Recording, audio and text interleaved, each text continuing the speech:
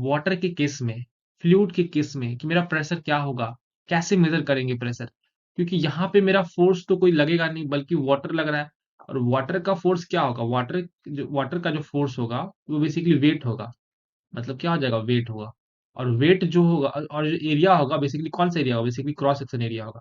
जैसे देखिए, हम लोग सब जानते हैं कि प्रेशर क्या है। तो pressure external force per unit area, उसी को हम लोग क्या बोलते हैं? प्रेशर बोलते हैं। ये एक स्केलर क्वांटिटी है।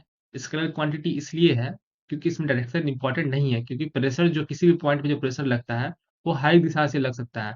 इसमें क्या होता है? इनफाइनाइट डायरेक्शन होता है, इसीलिए क्या करते हैं, इसका स्केलर क्वांटिटी होता है। Pressure is equal to force upon area. और फोर्स को क्या लिखते हैं? न्यूटन लिखते हैं। एरिया को क्या लिखते हैं? Metre square. तो ये मेरा इसका ऐसा यूनिट क्या बन गया? न्यूटन पर मीटर स्क्वायर। जब हम बात करें कि pressure in a fluid, fluid के केस में मेरा प्रेशर क्या होगा? जैसे एक कंटेनर है, इसमें मेरा वाटर फिल है, और वाटर का जो हाइट है वो क्या है? मेरा एच हाइट है। और नीचे का जो एरिया है, सिलेंड्रिकल कंटेनर है, उसका एरिया मान लेते हैं ए। और ये अगर सिलेंड्रिकल कंटेनर होगा तो एरिया क्या होगा? Pi by four into D square, cross section area. अब अगर इस सिचुएशन में आपको ये मेजर करना पड़े कि मेरा प्रेशर क्या होगा, इस लेवल, इस सरफेस पे मेरा कितना प्रेशर लग रहा है, तो बेसिकली यहाँ पे जो फोर्स फोर्स जो होगा वो मेरा क्या हो जाएगा? ये ओवरऑल जो वेट ऑफ द फ्लूइड, जितना पानी है इसका जो वेट होगा, उसकी के बराबर यहाँ पे फोर्स लग रहा होगा, है ना? और हम लोग जानते हैं कि वेट जो होता है वो क्या होता है? मास इंटू ग्रेविटी होता है। जहां पे डाउट होगा तुरंत पूछिएगा, मास इंटू ग्रेविटी होता है वेट। और क्रॉस सेक्शन एरिया जो कि मेरा ए है, ठीक है? तो प्रेशर इज इक्वल टू क्या लिखे? Mass, weight by area, weight of the fluid by area. और वेट को क्या लिखे? Mass into gravity upon area. अब देखिए, हमको पता है कि डेंसिटी इज इक्वल टू जो होता है वो होता है मास बाय वॉल्यूम। तो हम मास इज इक्वल टू लिख सकते हैं क्या? Density into volume, density into volume लिख सकते हैं, जरूर लिख सकते हैं।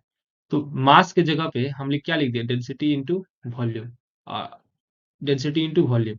अब देखिए, अब जो वॉल्यूम ऑफ वाटर जो होगा, मेरा वॉल्यूम ऑफ वाटर क्या होगा? वो होगा एरिया इंटू एच।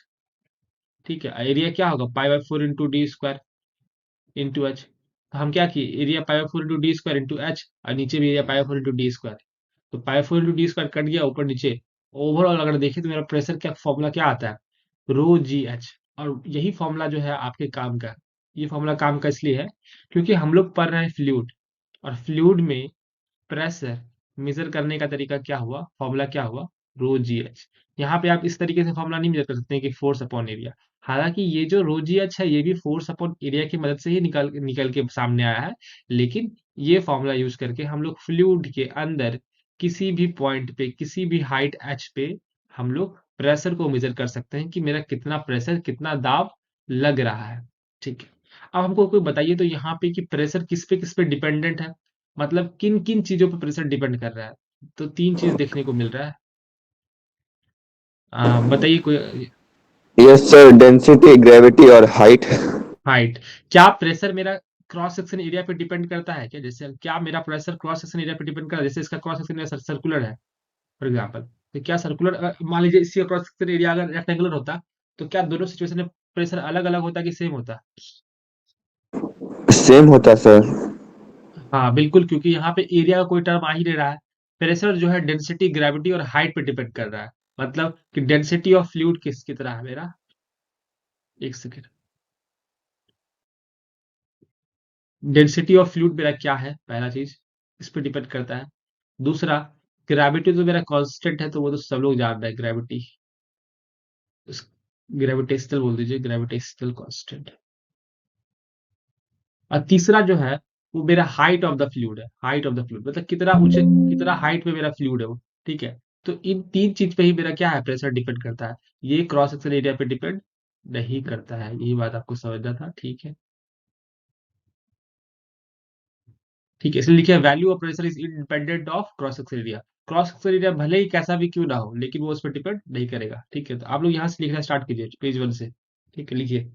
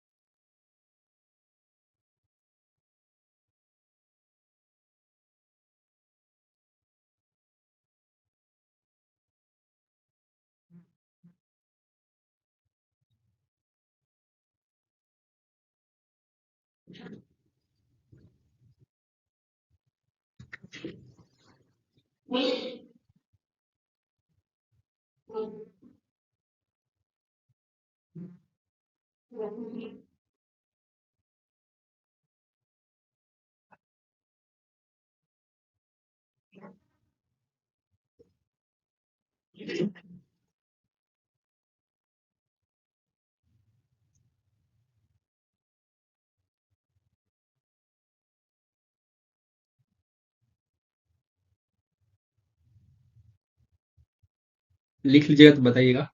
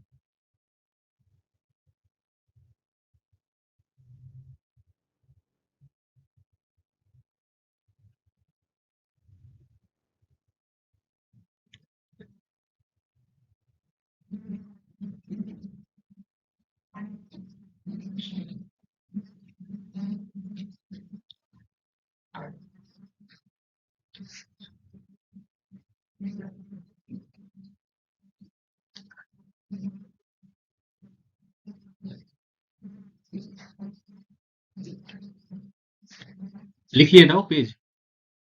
छूट गया था। छूट गया सर। छूट गया था, छूट गया।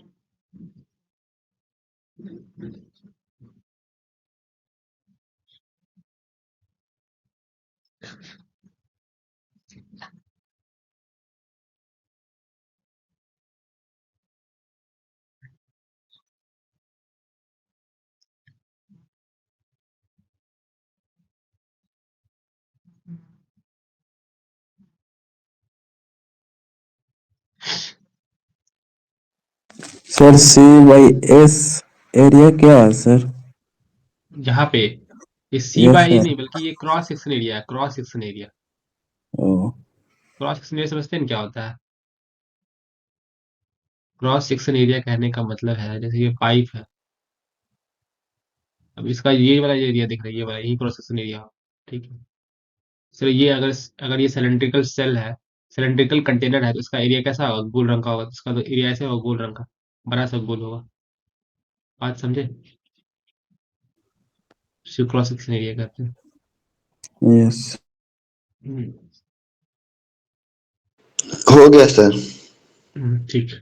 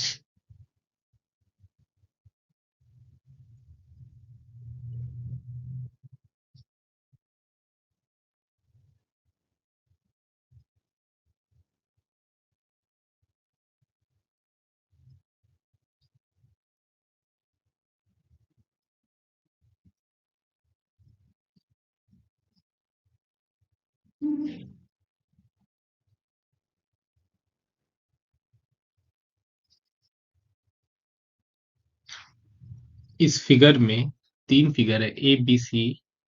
इन तीनों फिगर में जो मेरा क्रॉस सेक्शन एरिया है ना, क्रॉस सेक्शन एरिया मतलब जो शेप है क्रॉस सेक्शन का, वो अलग अलग है। क्या लेकिन क्या प्रेशर अलग अलग होगा? तो जवाब है नहीं। प्रेशर सेम होगा, क्योंकि प्रेशर एरिया पे डिपेंड ही नहीं कर रहा है।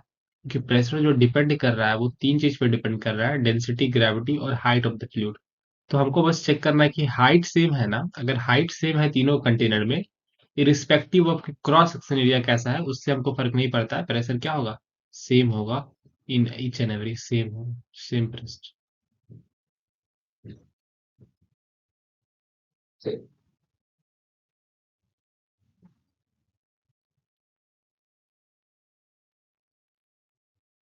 हो गया सर। सब लोग का हो गया ना? Yes sir. Yes sir. ठीक है। Now come to the point, types of pressure. Types of pressure, ये शायद टॉपिक हम लोग इससे पहले रेफ्रिजरेशन में भी पढ़े थे, थर्ड सेमेस्टर में। याद है किसी को? Yes sir. Yes sir. Hmm, वही पढ़ना है, सेम टू सेम है। टाइप्स ऑफ प्रेशर, प्रेशर कितने तरीके का हो सकता है? अब तरीके का मतलब प्रेशर तो एक ही होता है, लेकिन मेजर करने का तरीका कितना हो सकता है? मेजर करने का तरीका मतलब कि मेजर किस वैल्यू के, किस रेंज के वैल्यू को मेजर कर रहा है। जैसे एब्सोल्यूट प्रेशर क्या होता है? तो एब्सोल्यूट प्रेशर जिसको हम लोग, सॉरी, एटमॉस्फेरिक प्रेशर क्या होता है? तो जो प्रेशर जो मेरा एयर के द्वारा, एटमॉस्फेरिक एयर के द्वारा एग्जर्ट किया जाता है, उसी को बोलेंगे एटमॉस्फेरिक प्रेशर। मतलब प्रेशर, तो इसका लिखा देते हैं अच्छे से, लिख लीजिए पहले इस चीज को। प्रेशर exerted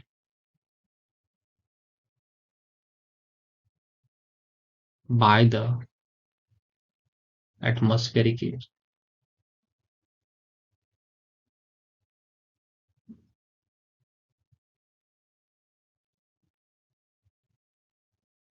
ठीक, एटमॉस्फेरिक एयर के द्वारा जितना भी प्रेशर एक्सर्ट किया जाता है हमारे अर्थ सरफेस पे, उसी को क्या बोलेंगे, एटमॉस्फेरिक प्रेशर। एब्सोल्यूट प्रेशर क्या होता है? जब भी हम लोग प्रेशर को जीरो एज अ डेटम मान के मेजर करते हैं, उस सिचुएशन में उस तरीके के प्रेशर को हम लोग क्या बोलेंगे, absolute pressure. Pressure measured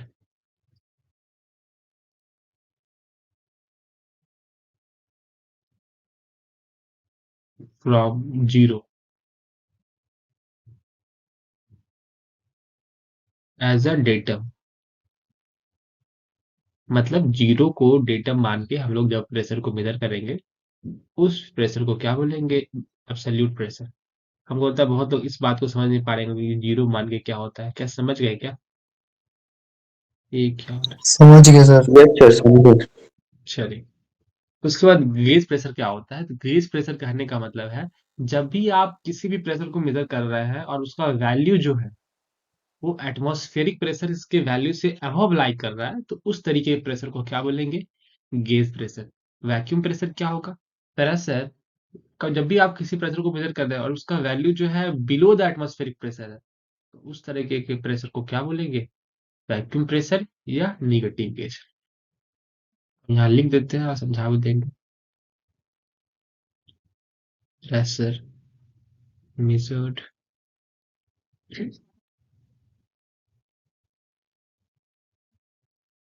above the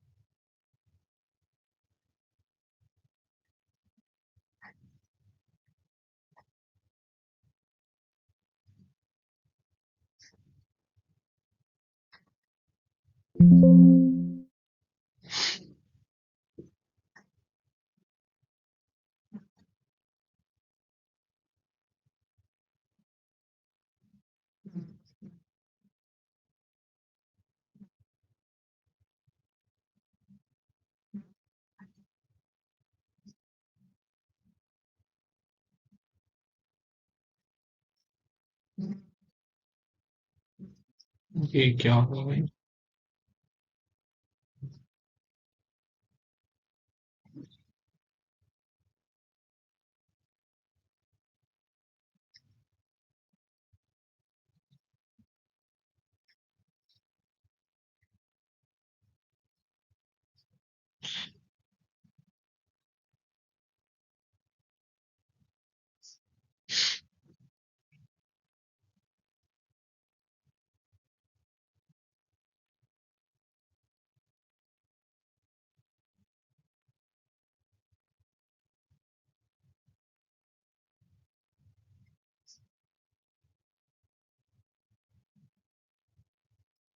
ठीक है, सेम बात ही लिखे हैं, दोनों जगह लिखने का तरीका अलग अलग है, लिखे सेम बात है। अब ये जो जोन है ना, ये वाला रीजन जो है, ये रीजन दिखा रहा है क्या? ये रीजन दिखा रहा है atmospheric pressure. Atmospheric pressure.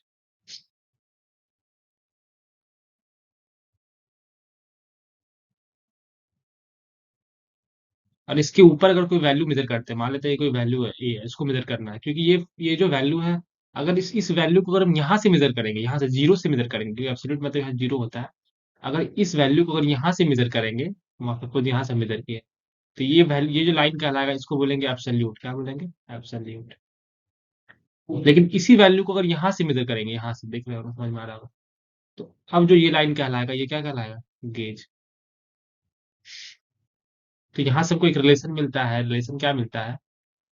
Relation ये मिलता है कि पी एब्सोल्यूट जो होगा, वो क्या होगा? P atmospheric plus P gauge.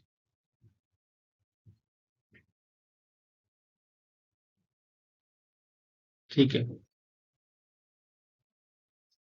अब सेम यहाँ पे भी देखते हैं, क्योंकि यहाँ से हमको तीन फुल प्रेशर के बारे में पता चला, एक प्रेशर के बारे में पता नहीं चला। अब उसके बारे में यहाँ पता कर लेते हैं। हम लोग जानते हैं कि ये जो रीजन है, ये दर्शाता है मेरा एटमॉस्फेरिक प्रेशर को। ठीक है। अब कोई प्रेशर यहाँ पे है, और इसको मेजर करने का दो तरीका हो सकता है। एक तो ये हो सकता है कि आप यहाँ से मेजर कीजिए, यहाँ से मेजर करें तो बोल देगा क्या? इसको बोल देते हैं एब्सोल्यूट। क्यों? क्योंकि आप जीरो से मेजर कर रहे हैं। Absolute zero. ये हो क्या रहा है आज? ठीक है। और अगर इसी प्रेशर को अगर आप ऊपर से मेजर कर देते हैं, मतलब बिलो कर देते हैं एटमॉस्फेरिक प्रेशर, तो इसको क्या बोल देंगे? यहाँ पे लिखे भी है। क्या बोल देंगे? इसको वैक्यूम बोल देंगे।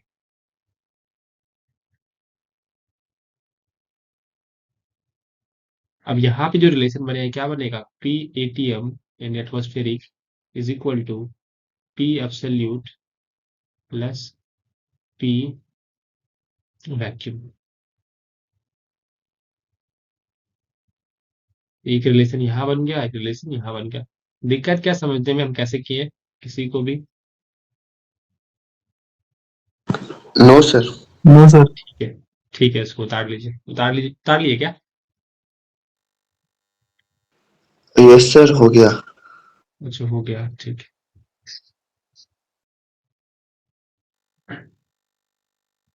चलिए, अब जो हेडिंग दीजिएगा वो दीजिएगा पास्कल्स लॉ। पहले हम बता देते हैं पास्कल्स लॉ क्या होता है, फिर यहाँ पे प्रूव करेंगे। पास्कल्स लॉ क्या होता है? पास्कल्स लॉ कहता क्या है?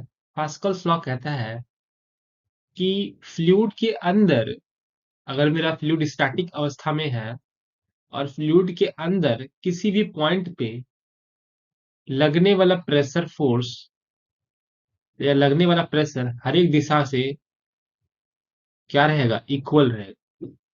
मतलब P A, P B, P C, P D, ये अलग अलग दिशा से प्रेशर लग रहा है इस पॉइंट पे। और ये जो पॉइंट है ये बाहर नहीं है कहीं पे, बल्कि ये फ्लूइड के अंदर है। मान लेते हैं कोई कंटेनर है, फ्लूइड है उसमें, और अंदर लग रहा है। अंदर में किसी पॉइंट पे हम कंसीडर किया है, और इसी पॉइंट, इस पॉइंट पे क्या हो रहा है कि हर दिशा से जो प्रेशर लग रहा है वो इक्वल लग रहा है। ये बोलता है पास्कल्स लॉ। मतलब Pascal's law state that when a fluid is in a static condition, static मतलब रुका हुआ, then pressure exerts equally from all the direction, and इसी को बोलते हैं पास्कल्स लॉ। अब यहाँ पे चलते हैं। According to this law, pressure at a point in a fluid exerts equally from all the direction. हम लोग जनरली तीन डायरेक्शन, मतलब किसी भी बॉडी में, 3D बॉडी में तीन डायरेक्शन होता है। एक एक्स होता है, एक वाई होता है, एक जेड होता है। इसलिए हम मान के चलेंगे कि P X is equal to P Y is equal to P Z. मतलब pressure in X direction, Y direction and Z direction is equal to क्या, सेम है। पहले तो हम इस बात को बोले। अब इसको हम प्रूव करने की कोशिश किए कि सच क्या वाकई में ऐसा है, यस, मतलब कि सिर्फ कहने को। तो इसके लिए देखते हैं। हम लोग क्या किए, एक ट्रायंगुलर वेज लिए। वेज क्या होता है, एक ट्रायंगल टाइप का शेप होता है कि हम थोड़ा इसका 3D शेप आपको दिखाते हैं, आके समझ में आए। वेज कैसा होता है, तो जैसे ये ट्रायंगुलर वेज होता है, देखिए ये 3D में ऐसा होता है, 3D शेप में कैसा होता है, ऐसा ये ट्रायंगुलर होता है। ये ट्रायंगुलर वेज लिए, और इसका थिकनेस जो है यूनिट लिए। थिकनेस मतलब ये जो थिकनेस दिख रहा है, जो हमको दिख नहीं रहा है, जो उस फिगर में आपको नहीं दिखेगा थिकनेस, ऐसी वाला हिडन पोर्शन, ठीक है। तो थिकनेस हम कितना लिए, यूनिट लिए, मतलब 1 लिए, 1 सेंटीमीटर या कुछ भी लिए है, तो 1 लिए, यूनिट लिए, ठीक है। एक एक ट्रायंगुलर वेज लिए हैं, जिसका थिकनेस यूनिट लिए हैं, और उसका फेस ए बी सी मान लेते हैं। अब इसमें क्या होगा, फोर्स लगेगा, इधर से लगेगा, इधर से लगेगा, इधर से लगेगा। और हमको पता है कि फोर्स जो लगता है वाटर के अंदर, वाटर के कारण, वो परपेंडिकुलर टू द सरफेस लगता है। मतलब जैसा सरफेस रहेगा, जैसे सरफेस ऐसे है तो इसके परपेंडिकुलर लगेगा, मतलब इस 90 डिग्री। अगर सरफेस इंक्लाइंड है तो इसके परपेंडिकुलर लगेगा। बात समझ में आ रहा है। तो उसी प्रकार से इधर से परपेंडिकुलर लगा, इधर से भी लगा, इधर से भी लगा, ठीक है। और अगर ये जो ट्रायंगुलर वेज है, जो छोटा सा जो वेज हम कंसिडर किए हैं, बहुत छोटा सा, अगर ये इक्विलिब्रियम कंडीशन में है, इक्विलिब्रियम कंडीशन कहने का मतलब है पानी के अंदर किसी भी पॉइंट पे अगर ये स्थिर अवस्था में है, रुका हुआ अवस्था में है, इस पे नेट इफेक्ट जीरो है, इक्विलिब्रियम कंडीशन में है, इसका मतलब ये है कि हॉरिजॉन्टल दिशा में लगने वाला फोर्स का समेशन बराबर होगा जीरो। साथ ही साथ वर्टिकल दिशा में लगने वाला फोर्स का समेशन बराबर होगा जीरो। तभी ये जो वेज है जिसको हम कंसिडर किए हैं वो इक्विलिब्रियम कंडीशन में होगा। अब जैसे हम यहाँ पे कंसिडर किए कि एबीसी एक वेज है जिसका ये जो एंगल है, जो फेस का एंगल है, वो कितना, थीटा डिग्री पे इंक्लाइंड है। अगर आप मान के चलिए अगर ये थीटा है तो ये वाला एंगल क्या होगा, जाहिर सी बात है ये वाला एंगल भी थीटा होगा, क्योंकि आप लोग पढ़े हैं ना, जैसे पैरेललोग्राम में अगर ये एंगल है, अगर जितना जो एंगल, अगर ये एंगल थीटा है, तो इसके अपोजिट इंटीरियर एंगल में क्या होगा, थीटा एंगल। उसी प्रकार से देखिए, ये मान लीजिए एक लाइन ये है, और एक लाइन ये है, और ये लाइन ऐसा हो गया। अगर ये एंगल थीटा है तो ये एंगल क्या हो, थीटा होगा। और ये पूरा एंगल क्या पता है, 90 डिग्री पे होगा, क्योंकि हमें ऑलरेडी बता दिया कि हर एक जो प्रेशर लगता है वो 90 डिग्री पे लगता है। अगर ये पूरा 90 डिग्री पे है तो ये वाला एंगल क्या होगा, ये एंगल होगा 90 माइनस थीटा। ये बात समझ में आई कि 90 माइनस थीटा कहाँ से लाए। Yes sir. सर एक बार और। अच्छा एक बार और, ठीक है, हम तो बहुत, चलिए कोई नहीं, यहाँ बताते ताकि अब अच्छे से समझ में आए। अगर ये एंगल थीटा होगा तो इसके अपोजिट इंटीरियर एंगल वैल्यू क्या होगा, थीटा होगा। उसी प्रकार से ये अगर ट्रायंगल, अगर ये थीटा है, और अगर कोई इस पे 90 डिग्री पे लग रहा है, ठीक है, तो ये अगर थीटा है तो ये भी क्या होगा, थीटा होगा। और ये पूरा 90 डिग्री पे लग रहा है, इसका मतलब ये एंगल क्या होगा, तो 90 माइनस थीटा होगा। बात समझ में आएगी। अगर ये पूरा ये 90 है, सर समझ गए। यस हाँ सर। बस ये बात है।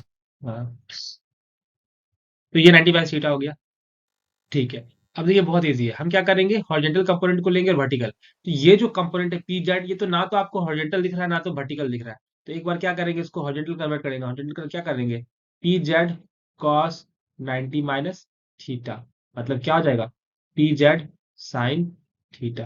और इसको जब वर्टिकल कंपोनेंट में कन्वर्ट करेंगे तो क्या हो जाएगा, P Z sine 90 minus theta. और ये क्या हो जाएगा, पी जेड कॉस थीटा, ठीक है। तो वही चीज आप आगे किए हैं।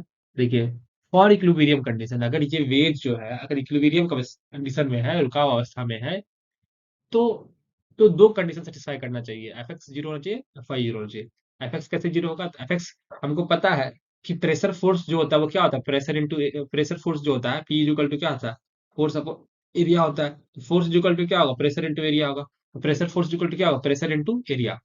तो पी ए जिस इस दिशा में लगने वाला प्रेशर, इसको हो गया pressure into area. Pressure P x लग रहा है, एरिया क्या होगा, क्योंकि इसका थिकनेस जो हम बताए कि यूनिट थिकनेस है, तो एरिया क्या होगा, A B into A B इसका लेंथ है, इंटू वन होगा, वन थिकनेस हम बताए यूनिट थिकनेस है, A B into one minus P Z. P Z जो इधर लग रहा था, इसका कौन सा कंपोनेंट ले रहा है, ये वाला कंपोनेंट ले रहा है, इसलिए क्या लिखे हैं, P Z cos 90 minus theta into A C into one is equal to zero. अब देखिए कॉस 90 माइनस थीटा को क्या लिखे, साइन थीटा। और देखिए साइन थीटा को क्या लिख सकते हैं, इसी ट्रायंगल में, ट्रायंगल में आते हैं, इस ट्रायंगल में अगर हम साइन थीटा पूछे, साइन थीटा इक्वल टू क्या होगा, तो आप बोलिएगा पी बाय एच होता है। और पी मेरा क्या होगा, ए बी, और एच मेरा क्या होगा, ए सी। तो साइन थीटा की जगह पे क्या लिखेंगे, A B upon A C cut जाएगा। और यही पीजेड जब उधर जाएगा, पीजेड ए बी, तो ए बी कट जाएगा। तो यहाँ से क्या मिला, यहाँ से जो आपको मिला, यहाँ से जो आपको मिला, वो मिला P X is equal to P Z. इसको इक्वेशन वन मान लीजिए। दूसरा summation of F I is equal to zero, मतलब वर्टिकल फोर्स को अब ले रहे हैं, हॉरिजॉन्टल को भूल जा रहे हैं। तो वर्टिकल फोर्स कौन सा है, एक तो मेरा पी वाई जो यहाँ से लग रहा है, और एक इसका वर्टिकल कंपोनेंट, ये तो ऊपर जा रहा है इसलिए पॉजिटिव, और ये कहाँ नीचे जा रहा है इसलिए क्या करेंगे, निगेटिव। तो ये P Y into B C into one, ये पॉजिटिव जा रहा था इसलिए ऊपर जा रहा था इसलिए पॉजिटिव। और P Z sine 90 minus theta into A C, sine 90 minus theta क्या हो जाएगा, कॉस थीटा। और ये कॉस थीटा का वैल्यू यहाँ से भी हम निकाल सकते हैं, कॉस थीटा इक्वल टू क्या होगा, तो बी बाय एच। बी क्या होगा, बी सी, और एच क्या होगा, ए सी। तो फिर इसको यहाँ पे हम पुट करते हैं, क्या पुट करते हैं, बी सी अपॉन ए सी, तो ए सी कट जाएगा, और ये उधर चल जाएगा, तो बी सी भी क्या हो जाएगा, कट जाएगा। यहाँ से क्या मिला, P Z P Y is equal to P Z. तो क्या होगा, एक बार बोले कि P X is equal to P Z, दूसरा बोलते हैं P Y is equal to P Z. तो हम कह सकते हैं ना कि P X is equal to P Y is equal to P Z, और हमको यही प्रूव करना था कि हर एक दिशा से जो प्रेशर फोर्स लग रहा है वो इक्वल लग रहा है। तो प्रूफ हो गया, कोई दिक्कत किसी को समझने में। No no sir. सर। ठीक। चलिए, एग्जाम में आएगा इस क्वेश्चन को, यहाँ से लिख लीजिए, यहाँ से स्टार्ट करिए, लिख लीजिए क्या ये वाला page. No no sir, sir. बाकी है थोड़ा। ठीक है, ठीक है।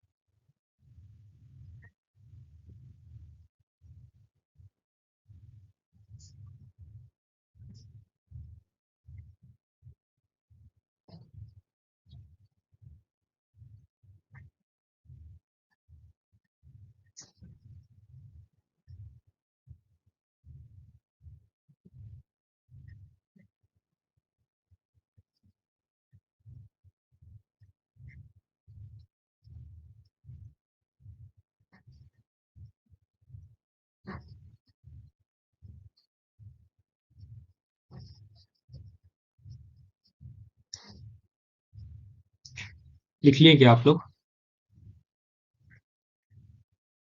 यस सर, हो गया। ठीक।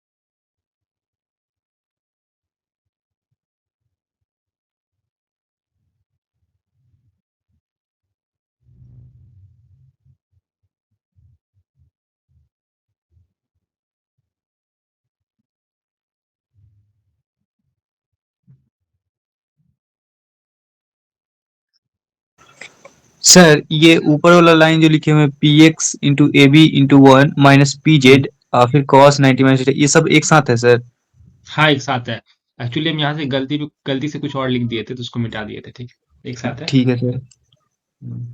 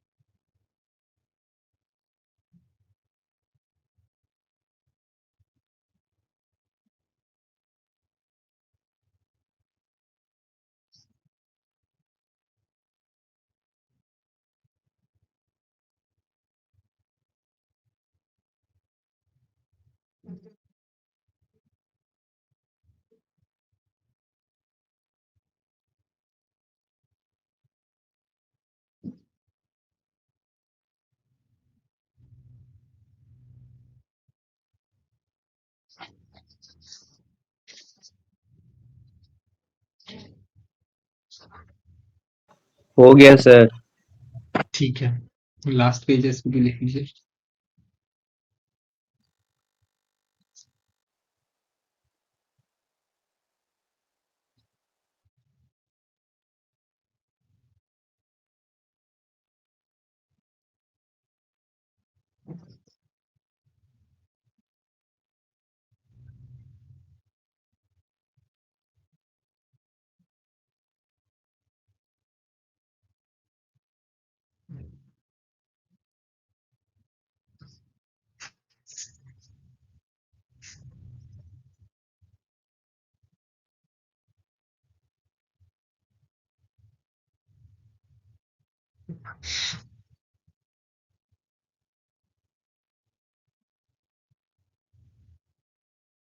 हो गया, लिख लिए? Yes sir. ठीक। अब ये हेडिंग दीजिए, ट्रांसमिसिबिलिटी ऑफ फ्लूइड प्रेशर। इसी का यूज करके हम लोग ब्रह्मास प्रोसेस और हाइड्रोलिक प्रेस इसका यूज करते हैं। हम थोड़ा इसके बारे में बताते हैं ताकि फिर आप इसको उतारिए। ठीक है। आप लोग हाइड्रोलिक मशीन देखे होंगे या ट्रैक्टर वगैरह में लगा रहता है, जो कि मिट्टी वगैरह को, मतलब जैसे मिट्टी आता है तो फिर हाइड्रोलिक प्रेस को ऑन करता है तो फिर आसानी से जो है डाला ऊपर उठ जाता है। तो ये जो हाइड्रोलिक प्रेस है, ये कैसे बना, इसके पीछे किस प्रिंसिपल का यूज किया गया? तो इस बेसिकली यहाँ पे जो प्रिंसिपल का यूज किया गया है ना, वो पास्कल्स लॉ। पास्कल्स लॉ के प्रिंसिपल को यूज करके हाइड्रोलिक प्रेस का डिजाइन किया गया। ठीक है। अब यहाँ पे वर्ड है transmissibility of A fluid pressure.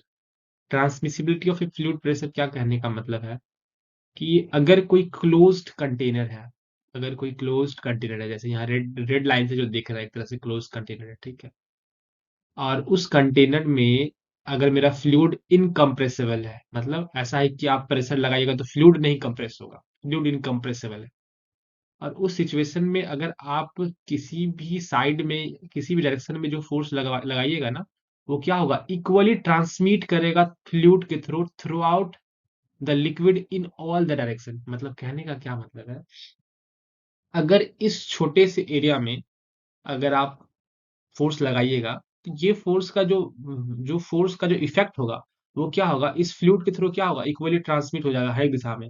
इधर इसको दिशा में लेकर वो ट्रांसमिट हो जाएगा। बात समझ में आया? और ये क्या होगा, लास्ट में जाके इसको क्या करेगा, ये बड़े से हैवी चीज को क्या कर देगा, लिफ्ट कर देगा। इसी को बोलते हैं transmissibility of the fluid. Transmissibility of the fluid कहने का मतलब है कि फ्लूइड के अंदर ये प्रॉपर्टी होता है कि वो प्रेशर को अपने थ्रू ट्रांसमिट कर सके। इसी को बोलेंगे ट्रांसमिसिबिलिटी ऑफ द फ्लूइड। अब कौन सा फ्लूइड, तो इनकम्प्रेसिबल फ्लूइड, वैसा फ्लूइड जो इनकम्प्रेसिबल हो, जिसपे जिसपे लोड लगाने से, फोर्स लगाने से, प्रेशर लगाने से वो कंप्रेस ना हो जाए। अगर मान लेते हैं लोड लगाया और फ्लूइड ही कंप्रेस हो गया, तो जाहिर सी बात है वो जो प्रेशर है उसको ट्रांसमिट नहीं कर पाएगा। लेकिन अगर इनकम्प्रेसिबल फ्लूइड है और वो क्लोज कंटेनर में फिल है, तो फ्लूइड के ऊपर अगर आप कहीं पे भी प्रेशर लगाते हैं तो वो प्रेशर क्या होगा, through out the liquid equally transmit होगा। इसी को बोलेंगे ट्रांसमिसिबिलिटी ऑफ द फ्लूइड। और इसी ट्रांसमिसिबिलिटी ऑफ द फ्लूइड पे मेरा बेस्ड है क्या, ब्रह्मा प्रोसेस, या कहिए हाइड्रोलिक प्रेस जो देखते हैं आप, उसी को बोलते हैं। ठीक है, बात समझ में आया कि किसी को दिक्कत क्या समझने में? No sir. ठीक है, इसको उतार लीजिए, फिर इसको बताते हैं।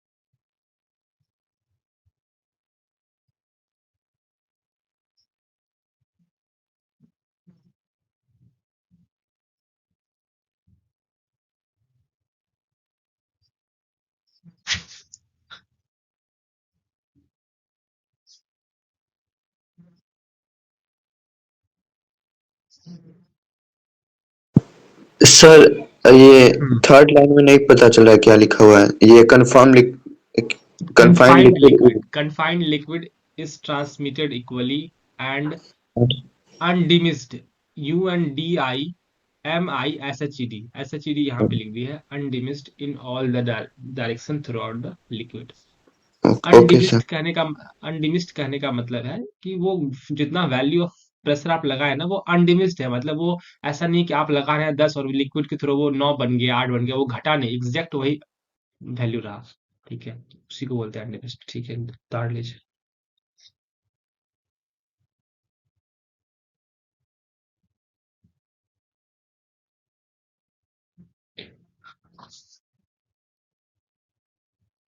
सर, ये डायग्राम भी बना लें? हाँ हाँ, डायग्राम बनाइए ना, इस पे क्वेश्चंस भी आता है। ठीक है, एक से रुकिएगा उस पे।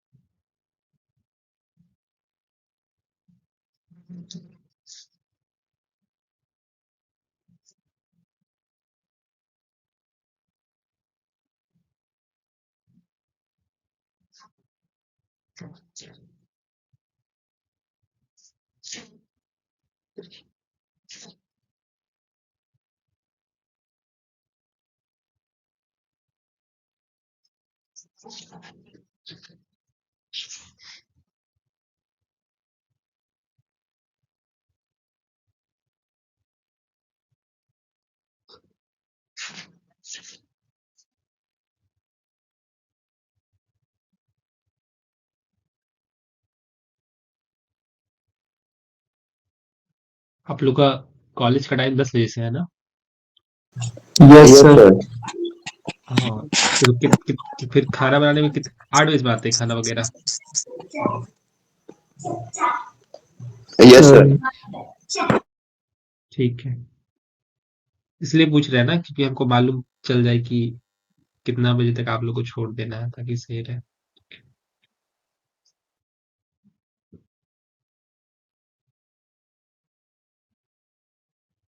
देखिए, होता क्या है ना, आप इस चीज को ऐसे समझिए। आप क्या पढ़े हैं कि प्रेशर जो होता है वो मेरा फोर्स अपॉन एरिया होता है। ठीक है। अगर एरिया बढ़ता है तो प्रेशर मेरा क्या होगा, घटेगा, क्योंकि ये इसके इन्वर्सली प्रोपोर्शनल है। लेकिन फोर्स बढ़ेगा तो प्रेशर भी बढ़ेगा। ठीक है। अच्छा, बैटरी लो है इससे।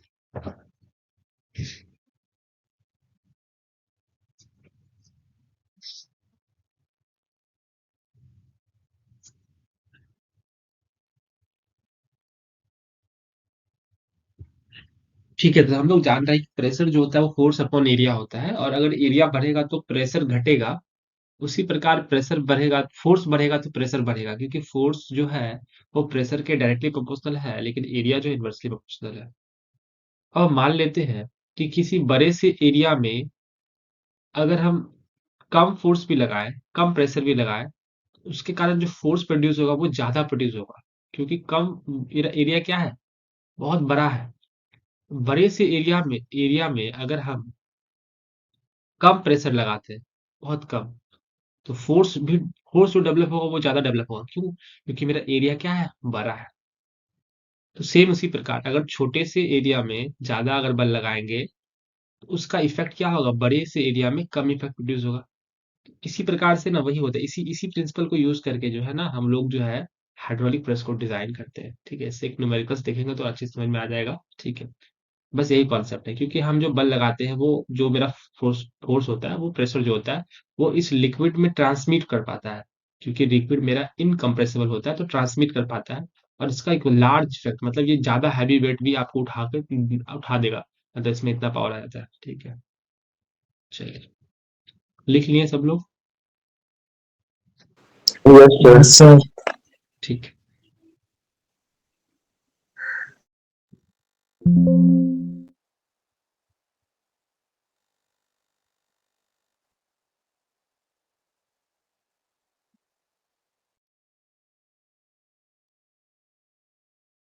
चलिए, अब हम लोग जो बात करेंगे वो है प्रेशर मेजरमेंट के बारे में, कि हम लोग फ्लूइड के प्रेशर को किस तरीके से मेजर कर सकते हैं।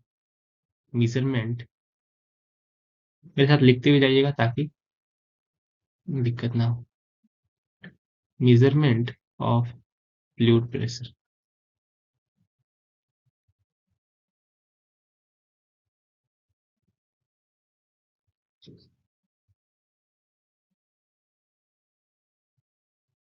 सबसे पहला जो है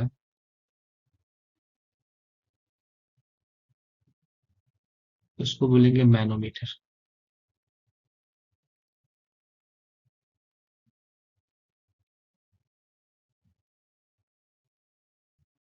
दूसरा जो है उसको बोलेंगे मैकेनिकल गेज।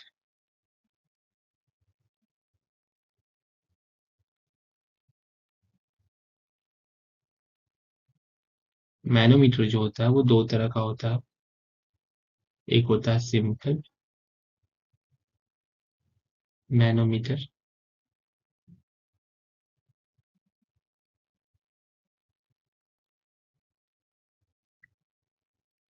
और एक होता है डिफरेंशियल मैनोमीटर।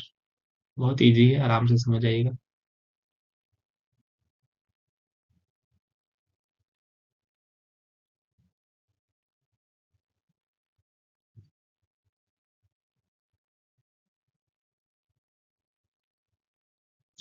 सिंपल मैनोमीटर जो होता है वो भी 3 तरह का होता है।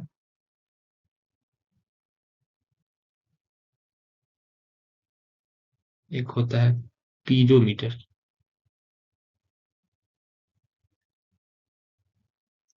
दूसरा होता है यूट्यूब मैनोमीटर,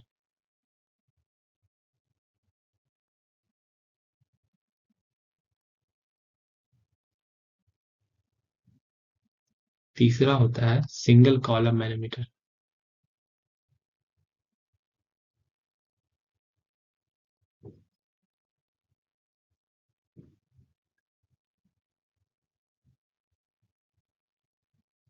उसके बाद आया डिफरेंशियल मैनोमीटर, ये भी आपका 4 तरह का होता है।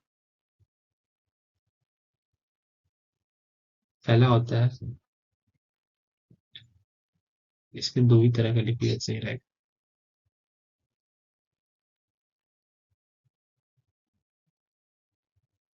पहला होगा YouTube differential manometer,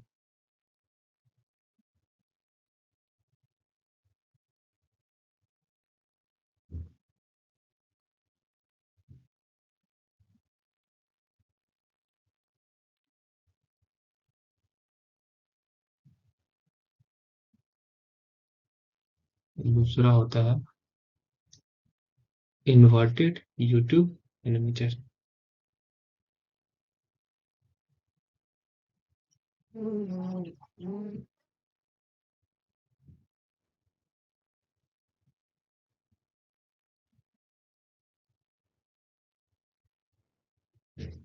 mechanical gauge जो 3 4 तरह का होता है, इसको भी लिख लीजिए। ए में दे दीजिएगा diaphragm pressure gauge,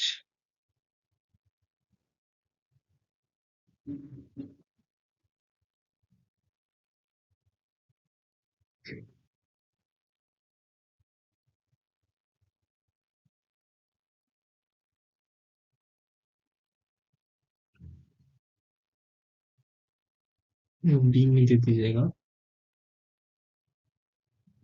burden tube pressure gauge. हालांकि इसमें जो टॉपिक में दिया वही पढ़ेंगे, जो नहीं दिया उसको नहीं पढ़ेंगे। तीसरा जो है डेड वेट प्रेशर गेज,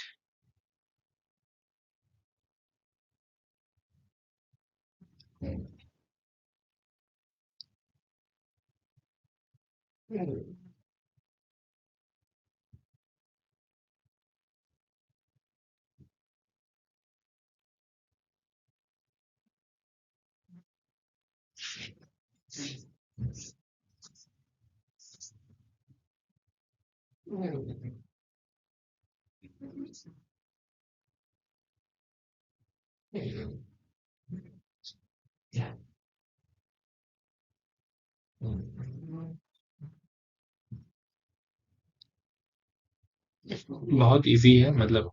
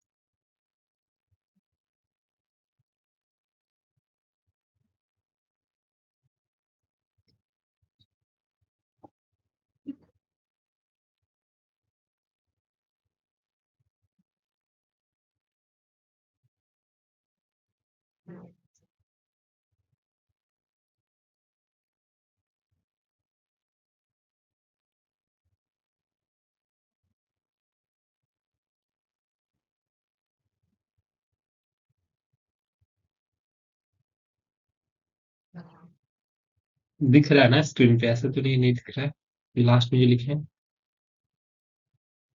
दिख रहा है सर। Yes sir. ठीक है।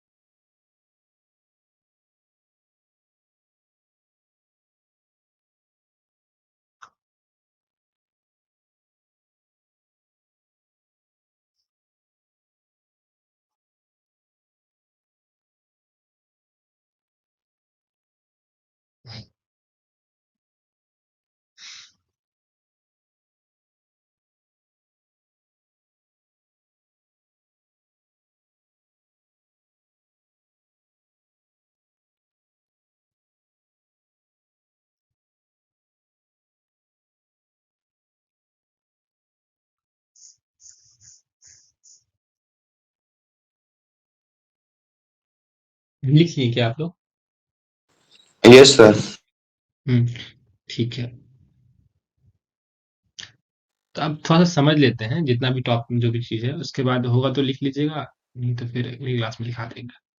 मैनोमीटर जो है ना, वो मेरा एक तरह का इंस्ट्रूमेंट होता है, डिवाइस होता है, जिसकी मदद से हम लोग फ्लूइड के या लिक्विड के प्रेशर को मेजर करते हैं। कैसे मेजर करते हैं, क्या तरीका है, उसको देखेंगे। ठीक है। तो मैनोमीटर होता है वो दो तरह का होता है। एक होता है सिंपल मैनोमीटर। पहले तो मैनोमीटर समझा देते हैं, उसके करते हैं सिंपल मैनोमीटर।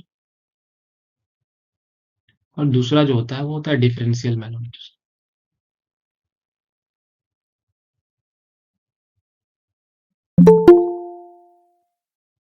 बताइए अभी कौन इंटर हो रहा है?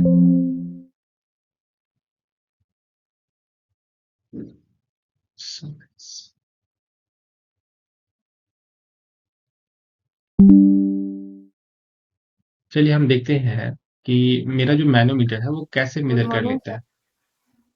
गुड मॉर्निंग, इतना लेट गुड मॉर्निंग हुआ है आज।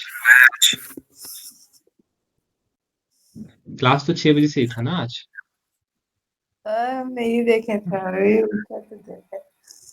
हाँ, वैसे हम बहुत लेट से मैसेज भी किए थे इसलिए हो सकता है। चलिए कोई नहीं, आगे से ध्यान रखिएगा। हाँ, तो हम बता रहे थे कि किस तरीके से मेरा मैनोमीटर वर्क करता है, तो इसको देखते हैं। मैनोमीटर जो है वो मेरा एक लॉ जो कि हम नहीं बताया है, जिसको बोलते हैं हाइड्रोस्टैटिक लॉ, होगा तो हम वो भी बता देंगे। लेकिन इसलिए नहीं बताया ना क्योंकि इसका जो कंक्लूजन है वो आपको पता है हाइड्रोस्टैटिक लॉ के बारे में। क्या कंक्लूजन है? हाइड्रोस्टैटिक लॉ कहता है कि किसी भी पॉइंट पे जो मेरा प्रेशर होगा वो बराबर होगा रो जी एच के। ये बात तो हम ऑलरेडी आपको बता भी दी और निकाल के भी दिखाए थे। तो यही इसका कंक्लूजन है जो हाइड्रोस्टैटिक लॉ बोलता है। इसलिए हम हाइड्रोस्टैटिक लॉ के बारे में उतना नहीं बताया और सिलेबस में भी नहीं दिया हुआ, मेंशन किया गया है, तो इसलिए हम उसको उतना नहीं बताएंगे। लेकिन हाँ, इसका जो कंक्लूजन है, इसका जो आउटपुट है, जो ये लॉ कहता है, ये लॉ क्या कहता है? ये कहता है कि फ्लूइड के अंदर किसी भी पॉइंट पे जो मेरा प्रेशर होगा वो रो जी एच के बराबर होगा, जो कि हम देखे भी कैसे होता है।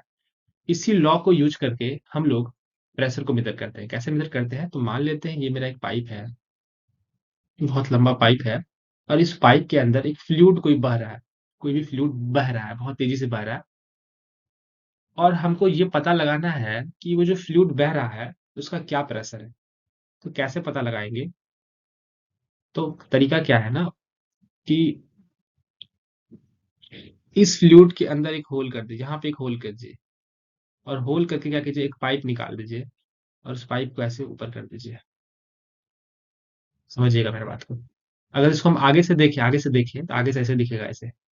ये मेरा पाइप था जिसमें मेरा फ्लूइड बह रहा है, और आपने जो यहाँ से होल किया हल्का सा, ये होल है। और अब यहाँ पे देखिएगा, ये चीज समझिएगा आराम से, कि ये जो मेरा फ्लूइड इसमें बह रहा है, अब जैसे ही इस होल को हम ओपन किए, यहाँ पे जैसे ही हम इसको ओपन किए, तो क्या होगा कि इससे जो फ्लूइड है वो इससे निकल के इसमें जाएगा। जितना ज्यादा प्रेशर होगा उतना ही ज्यादा इसमें हाइट अटेंड होगा। इस बात को सब लोग एग्री कर रहे हैं ना, जो हम बात बोल रहे हैं? अगर प्रेशर ज्यादा होगा तो इसका हाइट ज्यादा होगा, अगर प्रेशर कम होगा तो हाइट कम होगा। ठीक है, तो मान लेते हैं कि कोई हाइट अटेंड हुआ, वो है मेरा एच। तो अगर आपसे कोई पूछे कि इस फ्लूइड का क्या प्रेशर है, प्रेशर क्या है फ्लूइड का, प्रेशर एट ए, इसको मानते हैं, तो क्या हो जाएगा?